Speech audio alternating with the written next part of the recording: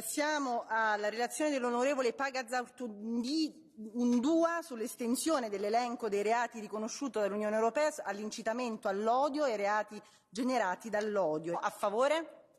Contrari? La votazione è chiusa ed è approvato.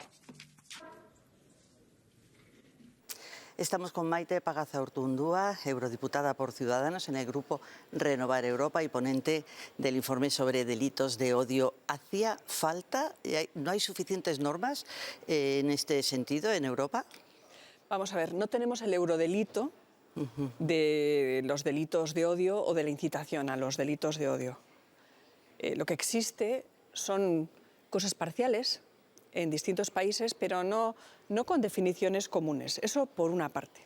Por otra parte, nosotros ahora mismo lo que estamos es en el primer paso, indicándole al Consejo que hace 2 años que la Comisión Europea propuso hacer esta normativa.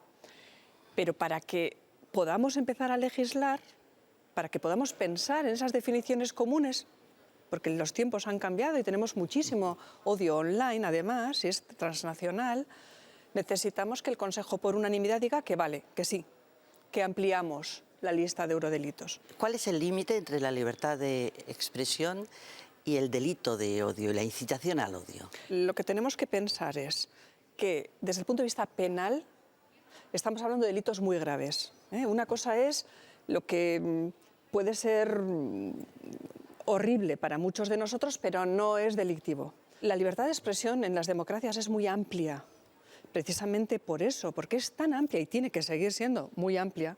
No podemos ponerle censuras, el pluralismo ideológico tiene que mantenerse. Es precisamente por eso que es la jurisprudencia la que va indicando en el trabajo de los jueces que llegan a los estratos superiores, los tribunales de justicia superiores europeos, lo que va marcando dónde está eso que sí que es punible en el caso de los discursos, o sea, solamente aquellos que tengan un contexto muy grave, que realmente sean incitación, solo esos van a pasar a ser punibles, pero hay una especie de lecho verbal en el que empieza esa cárcel del odio de los odiadores, de los obsesivos. Nadie tiene responsabilidad por su orientación sexual, por su género sexual, por ser una persona desvalida, por ser una persona discapacitada en algún grado, por tener unas ideas políticas distintas, por tantas cosas. Es el obsesionado el que ve eso como un ataque y el que piensa que además así está justificado para hacer barbaridades que llegan a la tortura o al asesinato. El debate se ha reabierto también en España después de las amenazas y el apaleamiento de un muñeco de Pedro Sánchez por un grupo ahí frente a la sede federal del PSOE en Nochevieja. ¿Debería considerarse este episodio un delito de odio? Vamos a ver, tal y como está el Código Penal actualmente, hay un elemento que es que se pertenezca a un grupo especialmente vulnerable. La clase política, el rey, etcétera, no se consideran un grupo especialmente vulnerable.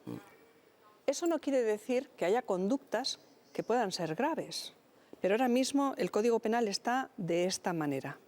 Hay que tener en cuenta también que no es lo mismo torturar durante 48 horas a una persona con discapacidad psíquica, como ha pasado en España, coserle la boca, realizarle todo tipo de heridas por parte de 7 jóvenes, que lo de la piñata o lo que le haya podido pasar a algún otro político en el pasado. Cuando alguien tiene la percepción de que ha habido un delito de odio, serán los jueces los que verán la concurrencia de los elementos y nos irán diciendo si es así o no. En febrero se van a cumplir 21 años del asesinato por ETA de su hermano Joseba Pagazaurtundúa. En su caso, como en otros muchos, antes de las balas fueron los discursos, ¿no? Es un caso, digamos, que puede dar la medida hasta qué punto las palabras matan, los discursos de odio son peligrosos. La hostilidad, la estigmatización, la discriminación empieza por lo verbal, por prejuicios que se expresan verbalmente. Y luego ya viene el acoso, vienen otras expresiones violentas como pueden ser pintadas amenazadoras, o como puede ser el que a uno le echen un cóctel molotov a la casa o que le quemen el coche. Todas estas cosas pasaron con mi hermano. Que le ataquen y le digan ya te pillaremos, y que finalmente a uno lo maten. Es esa escala progresiva de la desinhibición de aquellos que, además de hacerte todo esto, se consideran virtuosos, se consideran víctimas. O sea, el espíritu victimista en los asesinos de este tipo es muy claro y, si pueden, en el futuro intentan reescribir la historia. Además, estoy recordando una frase de otra víctima de ETA, el expresidente del Tribunal Constitucional, Tomás I. Valiente, que él hablaba de la tolerancia beligerante para enfrentar estas cosas. De alguna manera es un poco la filosofía que hay detrás de la lucha contra los delitos de odio. Las cosas más graves son las que se ocupa el Código Penal. Pero como sociedad, si vemos que nuestro ecosistema público se está envenenando, tenemos muchísimas otras cosas que podemos hacer. Ahí es donde esa frase encaja. Todos podemos hacer cosas ejerciendo nuestra responsabilidad, que empieza por no polarizar nosotros irresponsablemente, por tener cuidado cuando estamos expresando nuestra crítica política. La descalificación del contrario sin argumentos, por ejemplo, es una muy mala práctica que da muchos réditos políticos.